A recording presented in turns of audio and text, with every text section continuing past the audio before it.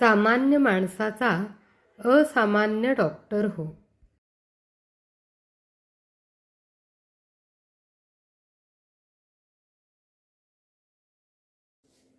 आणि 2 हात. डॉक्टर वीना श्रीखंडे.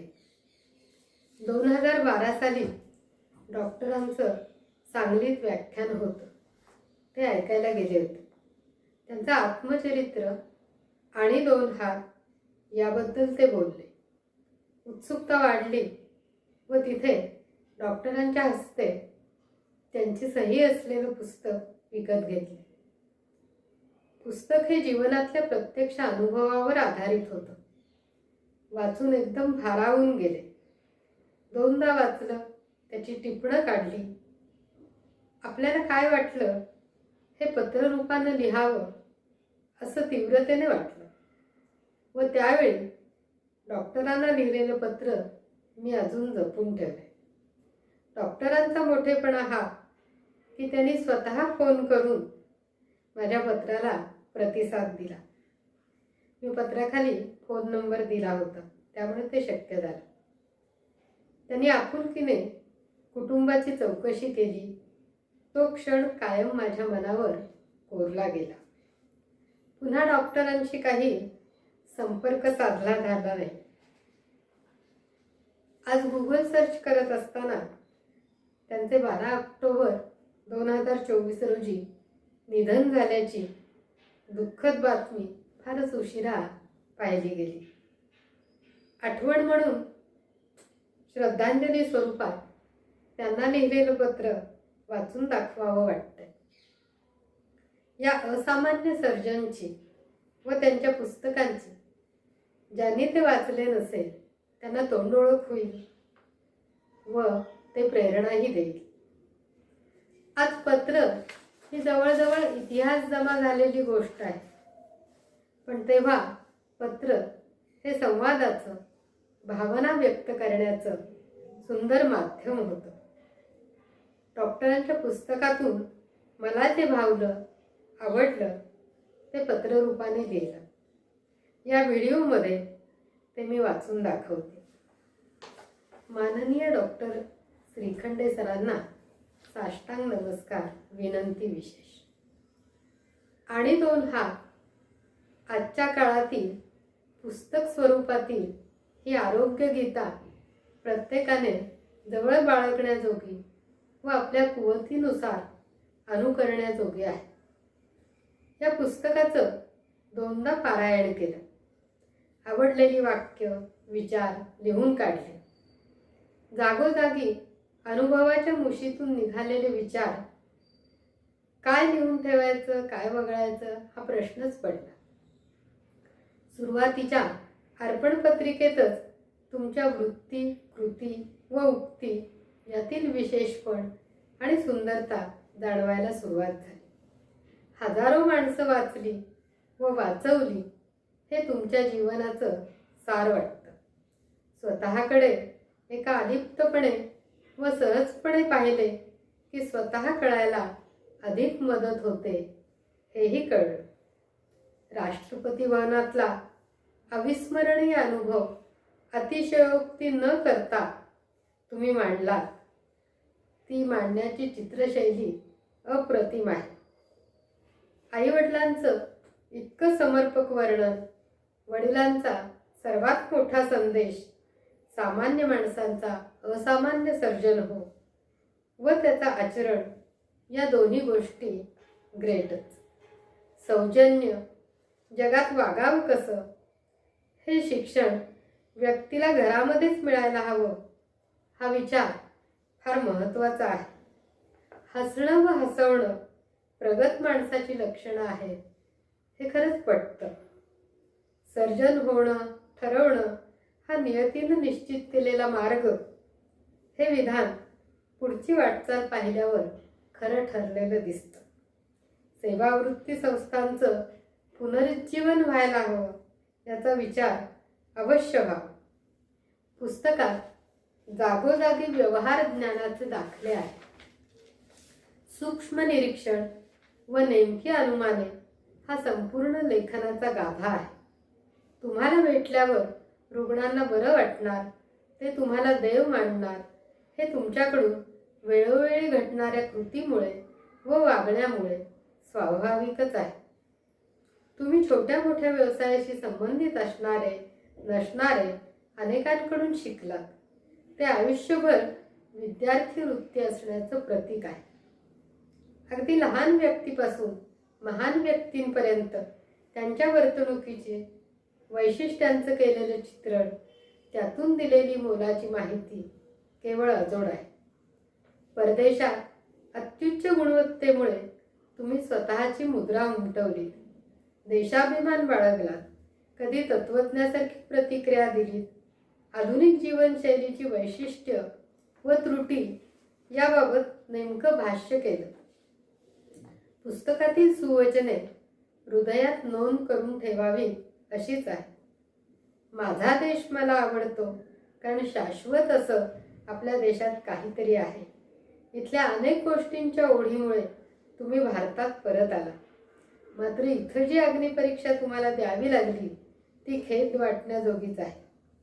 पण स्वतःबद्दलच्या सार्थ आत्मविश्वासाने काम नसण्यातून स्वप्नापलीकडे काम येण्यापर्यंतचा तुमचा प्रवास कवितेच्या ओळीतून तुम्ही व्यक्त केलाय तो लाजवाब. सतत कामाचा आढावा घेण्याची तुमची पद्धत प्रत्येकानं अनुसरायला हवी अशीच आहे. लागो न दृष्ट माझी माझ्याच वैभवाला, हे कामातून मिळणाऱ्या आनंदाचं वर्णन फार छान वाटतं. भावनांची कोमलता, संवेदनाशीलता हे स्वभाव विशेष मनाला भावतात. या परिस्थितीत आपण काम केलं त्यामुळे मनावर असह्य ताण आला नाही तरच नवल. स्वातंत्र्याची आस तुम्ही खूप मोठी किंमत देऊन पूर्ण केली.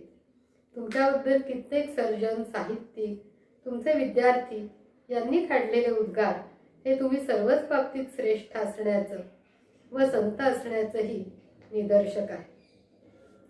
देशाच्या सुधारणेविषयीची कळकळ जागोजागी जाणवते. तुम्ही नुसते प्रश्न मांडत नाही व उणीवा दाखवत नाही, तर उपायही सुचवता, हे फार चांगलं आहे. शिस्त, शिक्षण व संस्कार यांचे महत्त्व तुम्ही पुन्हा पुन्हा पटवून द्यायचा प्रयत्न केला. पण ती जपून ठेवण्याची भावनाही तशीच तेजोमय आहे. आपण अनेक क्षेत्रात संचार केला. संगीत, पुस्तक वाचन, मातृभाषा यांचं महत्त्व, गरज का व कशासाठी याचं विवेचन केलं. सर्जरीचा रियाज ही कल्पना फार वेगळी वाटते. काम करताना सामाजिक बांधिलकी व सामाजिक भान आपण वेळोवेळी राखलं. मोठा वेगवेगळ्या क्षेत्रातला मित्रपरिवार जमवला. त्यामुळे षष्टब्दपूर्तीचं सुंदर स्नेहसंमेलन मूर्त झालेलं दिसलं. आपण उत्तम वक्ते व व्याख्याते आहात. संपूर्ण पुस्तकात हे पदोपदी जाणवते. आपली प्रभावशाली, मुद्देसूद व श्रोत्यांच्या मनाला भेटणारी विचार मांडणी खूप प्रत्ययकारी आहे.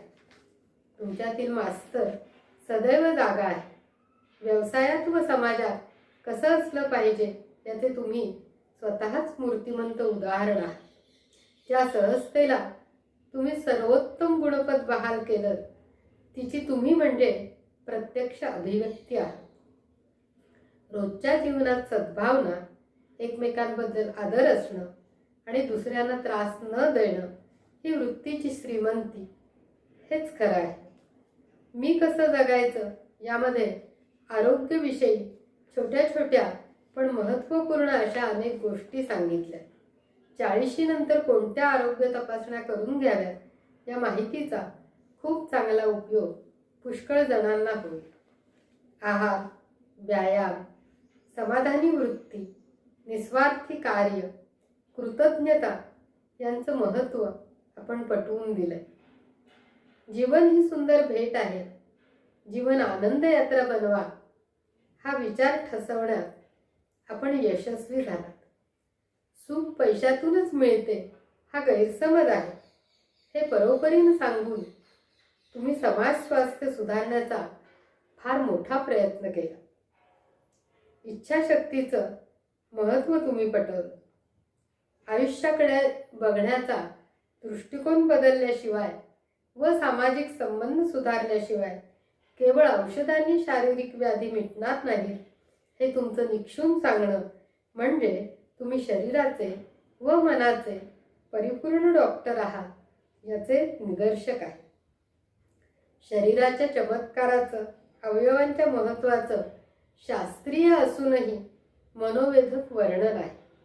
त्याचबरोबर आपण हेही सांगितलं की तर्काबाहेर काही गोष्टी घडू शकतात. माणसं वेगवेगळी का वागतात, आपल्याला स्फूर्ती का येते याचं उत्तर द्यायला शास्त्र अपुरे पडते हे आपण सांगितलं. तसं सर्वामागची मोठी शक्ती मानवी कल्पनेपलीकडची आहे हेही सांगून माणसातला माणूस जागा करण्यासाठी शास्त्रज्ञापेक्षाही बुद्ध आणि गांधीजी यांची गरज तुम्ही प्रतिपादन केली. जगण्याच्या मिळालेल्या संधीचा पुरेपूर वापर करण्याची तीव्र इच्छा जगणं वेगळ्याच पातळीवर नेऊन ठेवते. बायपास झाल्यावरही योग्य नियोजन व माणसांच्या मदतीने जगातल्या सर्वात उंच रस्त्यावर लेह लडाखला गेला. निसर्गाचं अद्वितीय रूप पाहिलं आणि प्रतिकूल परिस्थितीत काम करणाऱ्या सैन्याबद्दल कृतज्ञता, आदर व्यक्त करायलाही विसरला नाही. त्याबद्दल सलाम. कुटुंबातील प्रत्येक व्यक्तीचा थोडक्यात पण परिपूर्ण आढावा घेतला. त्यातून नीतिमान, सुविद्य, संस्कारशील, सर्जनशील, कलावंत, गुणी कुटुंबाचं दर्शन झालं. अखेरच्या वळणावर आपण आपल्या देशाचं वेगळेपण म्हणजे माणसाला माणसासारखं वागवलं तर लोक डॉक्टरला देव मानतात हा भारतातच मिळणारा अनुभव इंग्लंडमध्ये कधीही मिळाला नसता. देव भावाचा भुकेला तसे तुम्ही या अनुभवाच्या ओढीने भारतात आलात. लहान लहान सतत सुधारणा करत सर्वसाधारण असणारी मंडळी मोठी होऊ शकतात. या वाक्यात पैसाच्या स्पर्शानं लोखंडाचं सोनं व्हावं तसं लोक वागतील तर समाज संपन्न होईल. सिंपथी वांझ असते, एम्पथीमध्ये काहीतरी करावं लागतं.